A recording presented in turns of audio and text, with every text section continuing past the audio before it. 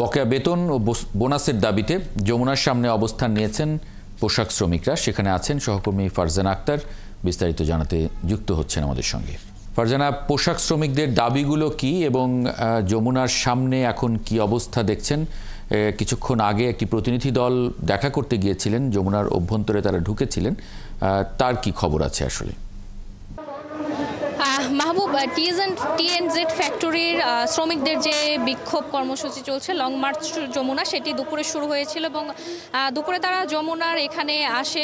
তখন কাকরাইল মোড়ে আমরা দেখেছি পুলিশি বাধায় তাদেরকে আটকে দেওয়া হয় এবং তারা যমুনার এক পাশে অবস্থান নেয়। কাকরাইলের যে মোড় রয়েছে সেই মোড়ে অবস্থান নিয়েছে দুপুর থেকে এবং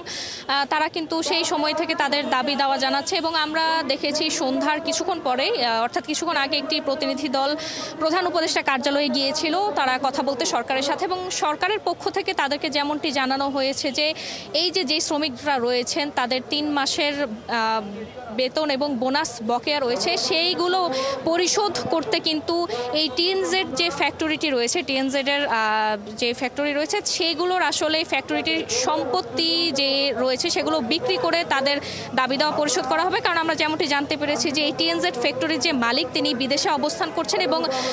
সেখানে কিছু আইনি জটিলতা রয়েছে, বিভিন্ন নানা কারণেই কিন্তু আসলে সে টিএনজেড ফ্যাক্টরির যে মালিক রয়েছে তারা শ্রমিকদের এই বেতন বোনাস পরিশোধ করতে পারেনি। গত 3 মাস ধরে কিন্তু তাদের বেতন বোনাস বকেয়া এবং শ্রমিকদের পক্ষ থেকে আমাদের যেটি জানানো হয়েছিল যে তারা নানা সময়ে সরকারের সাথে কথা বলেছে, তারা এর আগে 3 বার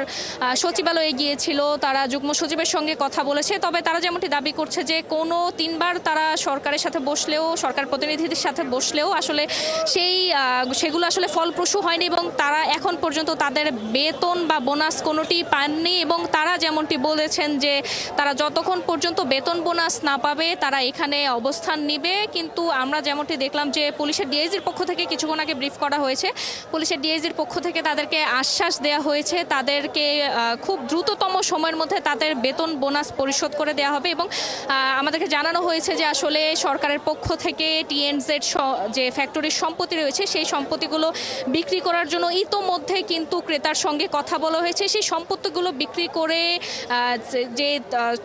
প্রায় 54 কোটিরও বেশি যে কোটি টাকার বেশি যে বেতন বোনাস রয়েছে সেগুলো পরিশোধ করা হবে। এবং এখানে আমরা দেখেছি যে শ্রমিকদের পক্ষ থেকে একজন কথা বলেছিলেন, শ্রমিক নেতা, তিনি যেমনটি বলেছেন যে যত দ্রুত সম্ভব তাদের বেতন বোনাস পরিশোধ করা হবে এবং আমরা এখানে দেখতে পাচ্ছি যে তারা এখনও অবস্থান নিয়ে আছেন এবং এখনও কিন্তু আমরা দেখছি যে সরকারের যে প্রতিনিধি দল রয়েছে তাদের সঙ্গে শ্রমিক